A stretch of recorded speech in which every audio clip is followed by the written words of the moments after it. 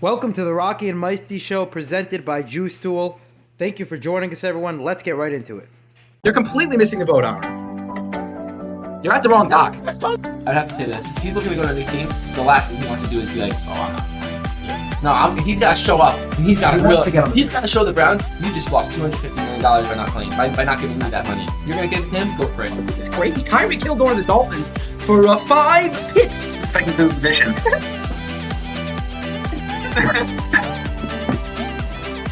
Should we end the podcast now?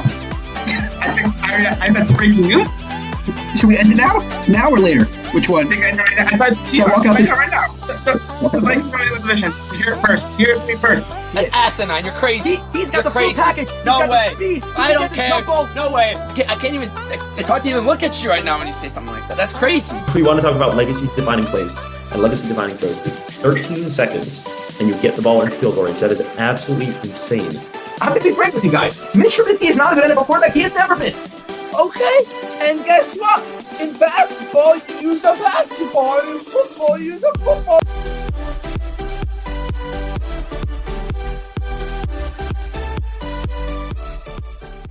All right, let's do it. All right, Meisty, here we go. We're coming off a tough loss last week, as I see that big logo on your sweatshirt. The Ravens suffered at the hands of the Jaguars. It was quite a tough loss. As always, welcome, of course, everyone. We're going to, go through the pick'ems, our picks for every game from the Week 13 slate. Unbelievable, Meisty. We are on Week 13 already, but every week I say, unbelievable in week this already, unbelievable in week that already. But it goes by so quickly that every week it deserves its own mention of how quickly the season is in fact going, Meisty. But how are we feeling after that loss last week? What were the emotions going through you at that acute moment? We went through the schedule. As a Ravens fan, you got through the hard part of the schedule. Good record, okay record, bad losses, but overall, actually every loss of the season was just a bad loss. Literally. No we got crushed or this is a bad loss. And to me, it was like, all right, here's the easy part of the schedule, now get it done. And it was like, no, let's do everything in our power to not get it done. It's like, dude, are you gonna win games? Like, this is where you win games. You win, but you beat the Jaguars, you beat the Broncos, you beat the Steelers, you beat the Browns, you beat the Falcons, you beat the Steelers. And then all you have to do is beat the Bengals in Week 18, and you probably could be sitting, by the way, in the number 1 seed right now. But now you lost to the Jaguars, right? You've lost to the Giants, and you lost to the Bills earlier. But I'm saying in general, these are the games that will get you the first seed. And not winning these types of games, these easy games against bad teams, what are we doing? Bothers me. It was a bad loss. The Ravens were sort of positioned pretty well to get the bye coming into this week, but now they're effectively 2 games behind the Bills and the Dolphins, being that they lost the head-to-head matchups between the two. So, because they're 1 game back in the standings, and they lost the head-to-head matchup. So, the number 1 bye isn't looking so convincing right now, despite the easy schedule that they have. Had they beat the Jaguars, it still would have been looking pretty good. But the good news is that the division is still looking pretty secure, being that the Bengals have the Bucs and the Chiefs coming to town this week, and the Patriots and some tough games down the stretch. And the Ravens get the Broncos next week, one of the most struggling teams in football. So obviously the Ravens have the advantage over there. And to their credit, they did win 4 straight. It's very difficult to win 5 straight games in the NFL. It's very, very difficult. So I don't think it's such a big deal that they lost to a Jaguars team that Trevor Lawrence has had 2 or 3 games this year where he finally looks like the number 1 overall pick, right? And he played pretty well, on Sunday until it came to the 4th quarter, particularly that last drive, and that throw to Zay Jones, man. Before the play before the touchdown, that was just a beautiful toss, Meisty. And then that throw to huddle to the line with 15 seconds left and throw a back corner of the end zone, a fade route like that to Marvin Jones. It was a thing of beauty. He orchestrated that 2-minute drive really well, and that's what we want to see from Trevor Lawrence as a number 1 overall pick, right? That's what we've been waiting to see against a top 10 Ravens defense. What can you do? Can you prove and come through in these moments? And that's exactly what he did. So from Trevor Lawrence's perspective, it was impressive, and it's a convincing sign for him. From a Ravens perspective, obviously, this was Lamar Jackson's, we could, dare I say, best game of the season. He missed 2 throws, which is true, and we discussed this before the podcast, but 3 big-time throws tied for the most he's had in a single game this season. No turnover-worthy plays, not putting the ball in harm's way. 5 drop passes by the Ravens in this game against the Jaguars. And Lamar Jackson came through in crunch time. They were marching down the field the entire game. The first half could not capitalize on those drives in the red zone / when they got into Jaguars territory, came away with 4 field goals. In the second half, they finally started to finish off drives.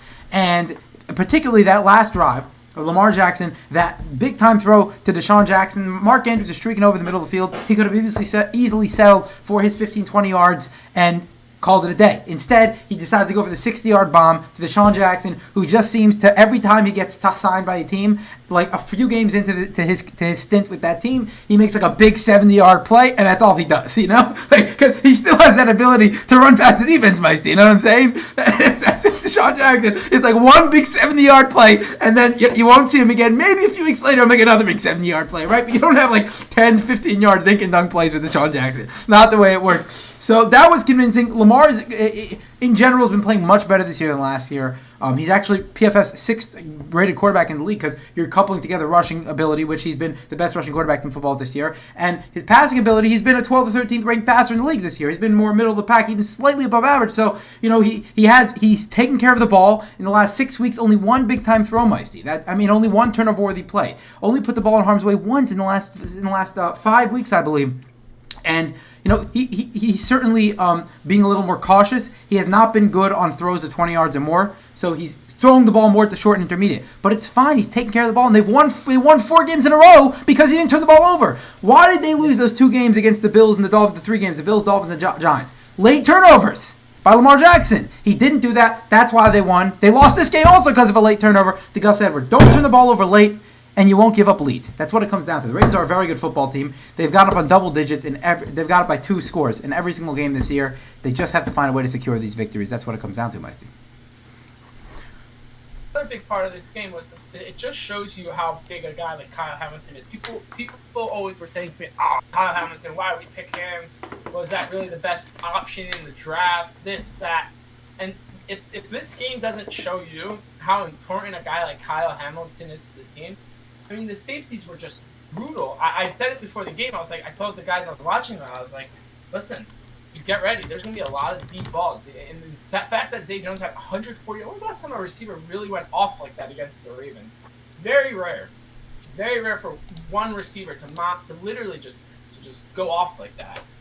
He didn't even have a touchdown, but we made Trevor Lawrence look like a franchise quarterback, if you want to say. And that's he is just not okay.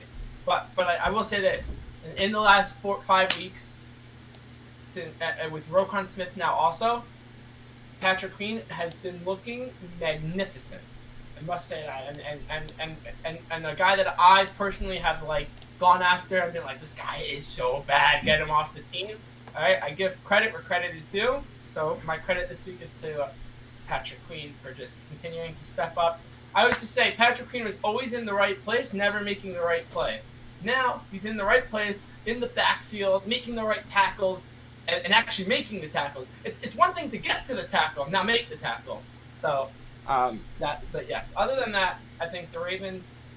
There's nothing wrong. Like you said this earlier today, there's nothing wrong with the Ravens. You just gotta win the game. It's really what it comes down to. Just hang on to the lead. They're getting the leads on great teams. They had a 21-point lead on the Dolphins, who literally no one can beat right now. And they had a 17-point lead on the consensus best team in football on the Bills. So Kyle Hamilton certainly was they missed him on the field. Marlon Humphrey's been great all year, but he needs help. Marcus Peters has been getting beat a bunch this year. He has been. I'm not saying he's been terrible overall, but that's sort of what you get with Marcus Peters, right? You get the big upside, but you also get the big downside when he takes those gambles and they don't pay off. And he can give up some chunk plays, and you got to remember Marcus Williams hasn't been there for a bunch of weeks now, right? But hopefully he will come off soon. So the Ravens have a great roster, with everyone healthy. That defense is great. They can definitely make a run here down the stretch. Super Bowl is a difficult thing to talk about because, as we always mention, winning the Super Bowl is almost impossible to do. So who the heck knows who's going to win the Super Bowl, Meisty? But what you got to do is take it week by week. And this week they got the Broncos, and this week we got a slate of I believe 14 games, Meisty. So let's get right into it. And when we get to Sunday's games, we'll try to bet the biggest spread. Now, Morty's not here to sort of give us 3 options as he did last week. So we'll just take a look. I'll give you what I think probably the 3 finalists. I already think I have an idea of who the biggest spread of the week is. But we'll start with Thursday Night Football. Big division matchup over here, Meisty. We got the Bills at the Patriots. Bill Belichick, can he do it against the mighty Bills at home. They're coming into Foxborough. Is it going to be cold, snowy? I'm not sure. I didn't check. The Bills are used to that regardless. But anyway, 7 feet of snow, just a couple, right? But anyway, point being that can the Patriots hold off the Bills at home, Meisty? I say this a lot, and some people just like brush it off and right. But I really hold to this when it comes to the division games, right? Someone tops the division, for example. The Bills for the last couple of years have been top of the division, and when you're in that situation, you're the Dolphins, you're the Jets, you're the Patriots. Your job is to beat that team. Your goal is to build a team good enough, capable enough. You don't care if you lose every other game. You could lose 15 games that season, but if you won, you beat the Bills, they're good. Right now, New England was that team. They were obviously toppled. It's now Buffalo. Miami built that team. The Jets have, right? It's proven by the Bills losing to their division. They're 0-2 against the division this year, 0-3 now. So, to me, I really think the Patriots can hold them off here. I think this is a Bill Belichick. He loves this. This is the moment that Bill Belichick lives for. I don't know if they're going to win. It's 3.5 points. It's the spread. I just saw that. You know what? I'm going to go with the Patriots to win this. I don't know. There's something about division games, and especially when it comes to guys like Bill Belichick, you're just not going to beat them. Fair assessment. I'm still going to have to go with the Bills. Again, they're the better team. Mac Jones played the game of his life last week, going toe-to-toe on Thursday Night Football. They get 2 straight Thursday Night Footballs on Thanksgiving against Kirk Cousins and the Vikings, and he actually played a really good game, had a lot of big-time throws in there. That was probably his best game since he played the Ravens earlier in the season. So, Mac Jones, convincing signs, but it's been 2 games this year where he showed signs of life. Other than that, it's been very slow offensively for the Patriots, Meisty, and that's just not convincing me. I mean, the Patriots are well coached. They have a pretty decent roster, but there's not enough firepower on offense to overcome a Bills team, so I'm going to go ahead and go with the Bills. And now we can go to a Sunday slate and guess the biggest spread of the week. I'm telling you right off the bat, Meisty. So if I were to narrow it down to 3, I think it's Broncos at Ravens is probably in the top 3 because the Ravens are at home, and the Broncos are 3-8. Seahawks at Rams. The only problem with that one, if Matthew Stafford doesn't play, is that it's in LA, so they don't get the home advantage. So it's got to be a home team, right? You got to imagine. So I think, do you have the just the games pulled up without the odds? Both. Okay, so I think no question it's got to be Colts at Cowboys. You got the Cowboys at home. The Colts are. I mean, we'll get to that game later, but that's Sunday night, and they didn't flex it. I don't know why they didn't flex it, but you could have put Bengals Chiefs. You could have, right? True. I don't know why, but I would have preferred that they flexed it. I mean, Bengals at Chiefs, Niners, Dolphins, 2 fantastic matchups right there. They could have easily put, but I'm guessing Colts at Cowboys. Who you got, Meisty, for the biggest spread of the week? I have to agree with you. I mean, there's no other game that jumps out to me to be. I would say that I already know the Ravens spread. So, is it more than the Ravens spread? I mean, you know what? No, you're right. It does. There's no other game that's even close to this. It's gotta be. Okay, so let's take a look here. Ding, ding, ding. We are both correct. It is. So I'll tell you, the Colts at Cowboys is minus 11 in favor of the Cowboys. The Ravens have the second biggest spread of the week, minus 8.5. And we forgot the Browns have minus 7. They're getting Deshaun Watson back this week, so we'll get more into that game in a second. I know that'll be something interesting. Let's start off in Atlanta, a team that just played a couple days ago over here, the Pittsburgh Steelers, going to Atlanta to face the tricky Falcons that struggled down the stretch and could not get a win against the Commanders, sort of stay in playoff contention atop the division, being that the Bucs did struggle last week and actually lost the game at the end against the Browns. So who you got here, Falcons at Steelers, Meisty? The Buccaneers lost that game. I didn't even know that. I literally thought they still won that game. It was a rough game. If you watch the end, it was complete debacle. But credit to Jacoby Brissett. Even more credit to David Njoku. It was 4th and 10. It was 35 seconds left around at the 11-yard line. It was the Browns' last chance at the 11-yard line, and Jacoby he threw a laser. And David Njoku, man, what a grab! That man is one of the best tight ends in football. I tell you right now. He hauled it in. They went to overtime, and then the Browns ended up winning on a Nick Chubb touchdown overtime. It was a big time win win for the Browns. I mean, their season's probably over anyway, but it was good for momentum building to show. Jacoby Brissett did a good job filling in for Deshaun Watson in the meantime. That's my take, at least. Yeah, anyway, okay, fine.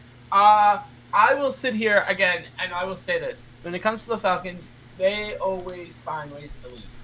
Like, it's like they could be up 38, 28-3, and they're going to find a way to lose. So, not that that's ever happened to them, but the Falcons will always find. I will sit here with the Pittsburgh Steelers, and just ride with them. I don't like it. It's ugly, but I'll take the Steelers here. I'll take the Steelers as well. I actually think Kenny Pickett played particularly well on Monday. Again, he can complete all the underneath stuff, the short underneath stuff. You don't have too many big plays in him, but when he does need to make a play 30 yards down the field like he did last week to George Pickens, he can. He's got playmakers. The Steelers are well-coached. Again, a well-coached team. They somehow pull out these victories against mediocre teams. I'm going to go with the Steelers as well here. George Pickens. Every week, George Pickens, it's like a touchdown pass, and either he falls down or, drops it. It's always something. And then he redeems himself by going off, and it's like, dude, just catch the first one. George Pickens is incredible. That's your take. He's your guy, and he's starting to become my guy too. I mean, number one, it's a smart move it's a smart move to think that the Steelers receivers are going to pan out because they always do. It's like 100%er, right? George Pickens not that good, dude. He was drafted by the Steelers. He has to be good. 100%. Automatic Mike Tomlin magic touch, whatever the heck is going on there in Pittsburgh. There's no question about it. Let's go to another division matchup, Packers at Bears. Now, this game doesn't probably have as much magnitude for one side as you would think, Meisty, but who you got? Packers going to Chicago, and who's favored in this game? Let's see. Gosh, Justin Fields playing this week. I believe he is. Well, the Packers are favored by 4.5, so that would indicate that Justin Fields is probably not playing this week. Justin Fields will be limited in practice. No Trevor Siemian even in practice. So there's no Trevor Siemian. It's only him being limited. So there's no reason why. Actually, he says he might be in. It went from doubtful to questionable today was the move. So if Justin Fields plays, I think he's going to win this game. I mean, he's going to be welcomed into the rival. All right, it's his first time playing or his real first full season against the where he's going to play the Packers. I don't know if he played them in the past, but I think Justin Fields here is going to enjoy this rival, and he's going to want to beat the Packers because that is the team's rival, and that he's looking forward to it. So I will take the Bears here. Okay, fair enough. I actually am going to disagree. I think that the Packers need a win, just for not even for playoff standing, just don't you have a certain amount of pride as a franchise, right? And Aaron Rodgers, I still own you. So he's got to still own them. So at the end of the day, I'm going to still have to go with the Packers. Well, you know what's going to happen. I'll tell you like this. I know already, but it'll be the spread is 4.5. I believe that the Bears will cover this spread. I don't know that they're going to win, but they'll guarantee that. I guarantee that they cover. I just don't know that they're going to win. That's a TikTok moment. I'm going to put that on right there. Well, I have a question. So are you picking that as one of your spreads? No. Bears, we're going with the Bears. Jaguars at Lions, interesting matchup over here. Two hot teams, right? Jaguars coming off a big win against the Ravens. Lions coming off three straight, and then they lost one, right? So 3 out of 4, I guess, at this point.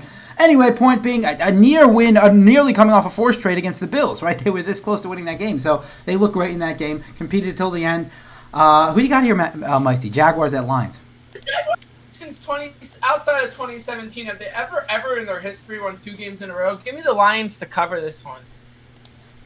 Yeah, I agree with you. I'm going with the Lions. I think a lot of people are going to want to pick the Jaguars based on the fact that they just beat the Ravens. But again, yeah, Trevor Lawrence has that in him. We know he has the first overall potential. He showed it a couple other times this year, and it peaked last week against the Ravens at a very opportune time, right? Especially the fact that the game got delayed by 25 minutes. It was like the last game on the 1:00 slate, so a lot of people saw it, and it was on a big spotlight, and he did a great job, to his credit. But yeah, the Lions I think are on fire right now, right? They're loving this. They're 3 wins, and then they go in and almost beat the best team in football. Give me the Lions as well. Okay, let's do Jets at Vikings, and I tell you what, I love this. I love the spread. I'm just going to go ahead and say it. I'm going to pick the Vikings here, -3. Yes, Mike White came in last week and did impress, did show, obviously, a lot better a level of performance than Zach Wilson, but that's not saying much, right? Now you're going to have to go up against a Vikings team that has beaten all the teams they were supposed to beat this year, right? So at the end of the day, I'm going to have to go with the Vikings. -3. It's a good spread against the Jets team at home. Give me that one, man. So, yeah, okay. Sauce Gardner has played against Justin Jefferson multiple times in college. Justin Jefferson didn't do anything. Now, Justin Jefferson now is way more developed and way better. So, you know what? I'm literally sitting here trying to tell myself and convince myself how the Jets are going to win, and I literally just said, well, Justin Jefferson's way better nowadays than he was back then. I'm gonna just take the Vikings to win this one. I really don't think that the Jets have a legitimate shot at this. You don't think they have a legitimate shot at it? No, I do. I believe they have a legitimate shot at actually just shutting down the Vikings offense. Mike White just has to put the ball into the, just get down the field, do whatever it's got to do, score 2 touchdowns, and they should be able to win this game. Seriously, I think the score could be 14-10 at that, 14-7. It should be such a low-scoring game. Commanders at Giants. This is a very interesting one because the Commanders, despite having, the Giants were we were just looking at them, they were 5 games over 500. The Commanders are favored by 2.5 in this one, Meisty, on the road. Did I see that correctly? That they are favored by 2.5 on the road? That is, in fact, correct. Who you got for this one, Meisty? This is Vegas is asking for it, but I'm gonna take the Commanders here, and solely just based off the fact that they are hot, they are hungry, and they are playing with nothing to lose. At the end of the day, if the Commanders lose every game from here out, we'll be the Commanders, classic Washington, bad organization, But they're playing with nothing to lose. They're out there, Taylor Heinicke slinging the ball, just having a blast. It's like the Colts, man. It's almost like the Colts just going out there and doing their thing. So give me the Commanders to win this one. But I'd be shocked, man. I would not be shocked if the Giants, destroyed them. At home, fans should be in the stadium. But maybe, just maybe. I would argue that the Giants don't have much to lose either. They're playing hard, doing hard things. Nobody really has much expectations for them, right? They don't make the playoffs. Big deal. We didn't really expect them to make the playoffs. So I'm actually going to pick the Giants here, go against the Commanders. Have been really hot, won 6 of 7 at this point. They've sort of unlocked Terry McLaurin and Curtis Samuel in that receiving corps since Taylor Heinicke. And I love seeing, from a pure entertainment standpoint, Meisty, Taylor Heinicke is just way more fun to watch than Carson Wentz, right? Carson Wentz is dink and dunk type of guy. First couple years in Philly, he was making more of those big time throws, but recently Taylor Heinicke loves to take shots down the field. I'm just going to give you jump balls, see if you can make plays. I love it. I don't think it's the most effective way to win football games consistently, but I do think it's fun to watch. I'm going to go with the Giants here, Meisty. And also the Commanders have the correct receiving group of guys to go out there and just jump balls. Terry McLaurin, let him go up there. Let him draw penalties. Get down the field, however. I say it, get down the field, man. Just get down the field. Once you're down the other side of the 50-yard line, now you'll worry about the rest. Agreed. They are. They have playmakers over there in Washington. Let's move on to a game that I wish we had Morty for. Titans at Eagles, and that is in fact a pretty good matchup here, Meisty. Who you got for this one? Titans going to the city of brotherly love. Ever since bringing in the Dominican Sue, the Eagles defense has stepped up a little bit in the rushing game. Derrick Henry should run very heavily against them. It should just be a run. If I could pick the under on this one and not pick any money lines or anything, I would. The under should smash. I'm going to take the Eagles to win this game. I don't know any way. I don't see a way for the Titans to stop the Eagles' offense. That is just when the Titans strike, when you see no way of them stopping a particular offense. I'm going with the Titans here for the upset. I love plus 5.5. I'm telling you right now, that's a great line. I'm not going to pick it. Philly? But, yeah, it's going to be a tough one. And I love the Eagles. I'm a big Eagles fan. I just like this as an upset spot. I think when people sleep on the Titans, that's sort of exactly when they wake from their slumber. Morty mentioned last week, and I picked the Titans to beat the Bengals. It was a very close back-and-forth game. Morty said the Titans get on a big winning streak, and then they lose one game, and then they get on a big winning streak. And everyone's like, oh, it's a Titans classic. And they get on a big winning streak again. It starts next week, or this week in Philadelphia, Meisty. Let's move on to the Broncos at the Ravens. Ravens, obviously, we discussed them at length, trying to rebound from a devastating loss to the Jaguars. Who you got for this one? To take the Broncos here. Yeah, right. You know what? Give me the Ravens to cover, man. Dude. No. Which? 8.5. Yeah, give me 8.5 cover. How is Denver gonna score? How is Denver gonna? I mean, their defense is good, but like this game should end 17-3.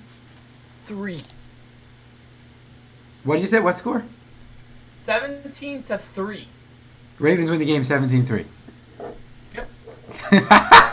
I agree. I think it's going to be the Ravens. The Broncos have one of the best defenses in football, and the Ravens' offense has been getting better slowly but progressively every single week. So I think it's a great sign. Would I dare I say the Broncos are not as good as the Jaguars? Now I don't think that's obviously true, but I do think that the level of poor play and struggle that we're seeing in Denver can affect them more than Jacksonville. Jacksonville has this nothing to lose mentality. You saw that they've been going for 2 at the end of the game. But at the end of the day, I agree. I'm going to have to go with the Ravens. I'm not picking against the Ravens over here against a struggling Broncos team. Here we go. Deshaun Watson is returning and coming to his old team. Browns at Texans, Meisty. Are we seeing the Texans upset in Deshaun Watson's return? Maybe too emotional, maybe a little rusty. Which direction do you think this one's going to go in, Meisty? At the end of the day, if Deshaun Watson isn't throwing the ball well, they'll just give it to Nick Chubb and let him run for 1,500 yards in the game. So I don't have any fears for them. I think that, it'd be crazy if Deshaun Watson is not good. He's Deshaun Watson. He's a great player. So I'd be shocked. If the Texans can get close. I think the Browns win this one easily. Yeah, I think the Browns are going to win as well. Although I do like the Texans maybe to cover +7, just because I think an emotional homecoming type of game does seem to bring the best out of certain players. But yeah, I agree. I think that Plan B is giving it to Nick Chubb, which behind that offensive line, I think that strategy will work just fine against the worst team in football. Now let's go to the 4 or 5 games. We got the Seahawks at the Rams. A fascinating game. We don't know if Stafford's playing. We don't know if he isn't playing. We don't know what Geno Smith we're going to see from week to week. Who you got in this one, Meisty? I don't think it matters. Matthew Stafford in, Matthew Stafford out here. I just Seattle's on that roll, and they're just going to continue to roll. And the Rams at this point are just like, let's try to get a good draft pick.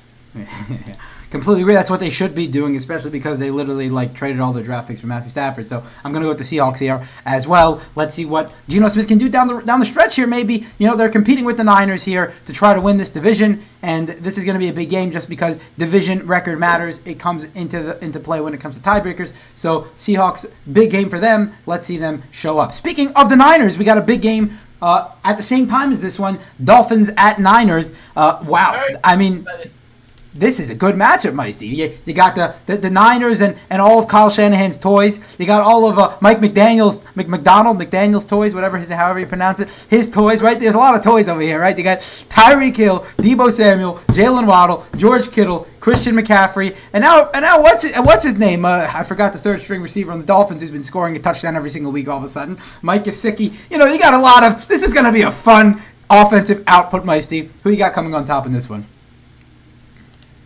Shots right here. I'm like, wouldn't you have the Dolphins as favorites? I know the 49ers are playing very well, but the Dolphins have just been the best team in football right now. Tua's undefeated, right? Mm-hmm. So, what are we seeing here? I mean, I'm gonna have to take the Dolphins to cover. I mean, I think the Dolphins even win this game, but I'll use how many covers do I have? I used 2. You used 2. Yep. Do I have another one? No. Let's. Ooh. Just to confirm you, I have the Dolphins covering this game. I already had it. So if you want to go with me, you want to go against me, it's up to you. No, I'm going to take the Dolphins to win. Yeah. Take the Dolphins to win this one. Something tells me that the 49ers just aren't up for the challenge. It's a real challenge, and they're just not up for it. They're good, but they're not Miami good. They're not that good. And by the way, something really funny, every single week that we've spoken about Mike McDaniel, we've struggled with his name. Literally every single week. It's not even that hard. It's just a mental block. It's like, Mike McDonald. No. Every week you struggle with it. It's hilarious. I'm going to go with Mike McDaniel / McDonald and the Dolphins in this one as well. Listen, I love what Kyle Shanahan does with his offense, the creativity. My most underrated player in the league, Kyle Juszczyk, of course, and Pat Ricard. I'm just a big fullback guy. What can I say? I do think they help a lot in the run blocking game, where a lot of people don't realize. But yeah, too many playmakers. Game, right? What? you're a huge fan of the run game. Huge fan of the run game. Yes, absolutely. You know that. No, I'm going to go with the Dolphins to cover. You're giving them points. I mean, the Niners are a good team. They're hard to stop. Don't get me wrong, but the Dolphins haven't lost a game with Tua under center from beginning to end. So at the end of the day, we do know that Tua's job is very well defined over there in Miami. You get the ball to Tyreek Hill and Jalen Waddle. Let them do the rest. I think he can go ahead and do that against the Niners. Another great game, Meisty. Chiefs at Bengals rematch of the AFC title game last year and of a great game down the stretch last year. That was fantastic. Both games coming down to the wire, very entertaining. We're hoping to see an entertaining game here as well, Meisty. Let me start here because I'm actually going to pick an upset. I'm picking the Bengals to win. I think that the Bengals come through in these games where you're like, the Bengals are good. Don't get me wrong, but like, I'm going to beat the Chiefs, right? I mean, now they're coming off a few string of pretty impressive wins. Now beating the Titans all of a sudden last week. I'm going to beat the Chiefs, right? No. I think the Bengals are going to beat the Chiefs this week. And the Bengals show up for big games, especially down the stretch. This is exactly what happened last year. Started off the season slow, progressively got better as the season went on. And the Chiefs are the darling of the AFC right now, just like they have been the last few years. This is when the Bengals strike. I think the Bengals might be the Chiefs' Achilles heel. I will go as far as to say that. I think Joe Burrow is one of the few quarterbacks in football that is capable of going toe-to-toe with Patrick Mahomes need be. Especially if Jamar Chase comes back. He's got the weapons to do it as well. Give me the Bengals over here, Meisty. Despite kind of shocker, I happen to agree with you on this one. They get Jamar Chase back. They get Joe Mixon back. Really? They get a full squad back this week. The Bengals. Look at that. At home. This is like the big. By the way, this is where they were last year. Exact place, right? Once again, Chiefs, big game. Go on a win here and just keep winning games. Now, I'll tell you like this: as a Ravens fan, I'm rooting for the Bengals because I don't trust the Bengals at the end of the day down the stretch, even though I probably should, but I don't. And as we spoke about it before, you have the Chiefs at 9-2, you have the Dolphins 8-3, and you have the Titans 7-4, and that's it right now above it. Well, the Bills are 8-3, but as well. But you're only 2-3 games out of that first seed. It's not so crazy yet. And the Dolphins have to play the Bills, so there's one of those teams are taking a loss. So for the Ravens, for me, it's getting that first seed is so big. It's so big, and. So at this point in my head, I'm always just trying to pull scenarios. What's the scenario? And this is it. Bengals beating the Chiefs Sunday night. Oh, it should be Sunday Night Football. Should be. It's disgusting. It bothers me. It almost bothers me as much as Justin Tucker missing a 67-year film goal.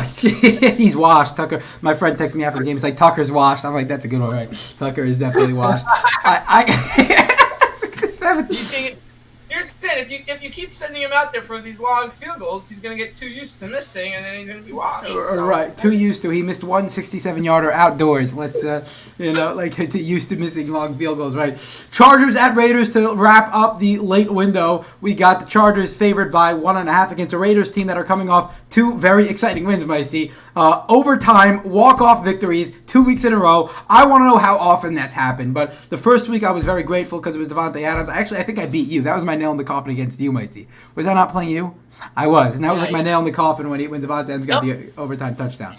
But last week I lost to your brother because Devontae Adams did not pull through to me with a overtime touchdown. So we're the 7th seed. We're trying to get into the playoffs right now anyway. But I'm going to go with the Chargers here to go ahead and cover. The Chargers are not good at covering, but it's a 1.5 point line. And the Raiders, the Raiders are a good team. I mean, especially in a division matchup like this, you love those Raiders-Chargers game. A lot of times those do produce really good results. We saw that earlier in the year this year, and we saw that week 18 last year where that was one of the most entertaining games we've ever watched. So I'm excited for this game. I think it could be a much better game than a lot of people think. You're maybe not circling this on the calendar, especially in the late window. You're looking at Dolphins-Niners, Chiefs-Bengals. Maybe not looking at Chargers-Raiders as one of the most competitive games, but I think this could be a good back-and-forth game, Meisty. If you get Mike Williams, Keenan Allen back in there, you got Derek Carr, Devontae Adams, Josh Jacobs running really well these past bunch of weeks. I like this as an underrated, really good game, Meisty, back and forth, but I'm going to go with the Chargers to cover 1.5.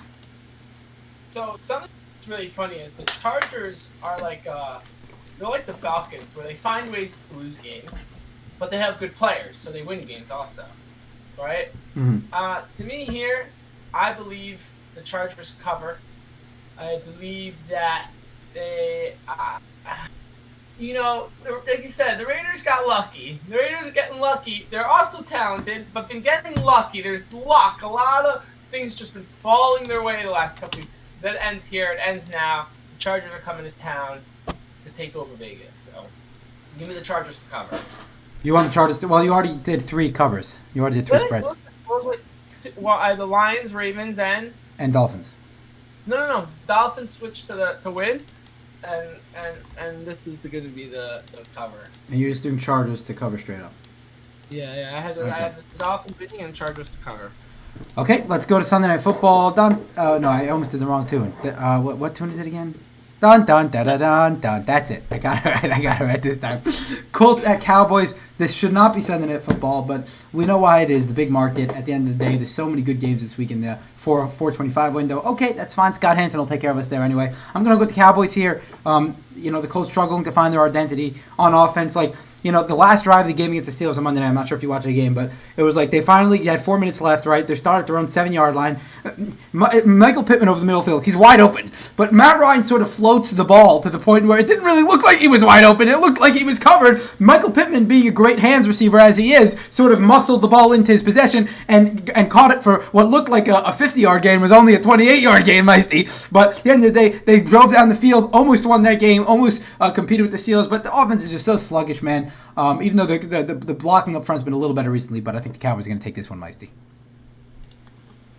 If you're on the Cowboys winning this game, but talking about it being on Sunday night, I think it's exciting that Jeff Saturday will be coaching with bright lights, and it's exciting. And also, like it's a big market team. The Cowboys are obviously the biggest market. Colts also have a big market, so it's all about the market there. It's probably not going to be a very exciting game. But you know what's so exciting? That the fact that sometimes the Cowboys suck. and they just might not show up. They just, we're not here today. But I will take the Cowboys to win. I don't see it going any other way, and I'd be shocked if even got close. Big game for the Buccaneers on Monday night, I should say. Saints at Bucs. Interestingly enough, I think the Saints, if they win this game, are put themselves right back into position to maybe win the division. But the Bucs are obviously in the driver's seat over there, being that they have the better roster of any team in that division by far, and meaning that they are technically, statistically, first place in the division. Who you got? Saints at Bucs, Meisty. This is such a crazy game because anything really, this division has shown us that anything is possible, but I can't pass up on Brady. I'm gonna have to bet on Brady here, and I think the Buccaneers win, and it's gonna be an ugly slugfest of a game, just back and forth, nothing, a lot of punts, not a lot of turnovers, but a lot of punts and a lot of 3 and outs. So, but I will take the Buccaneers.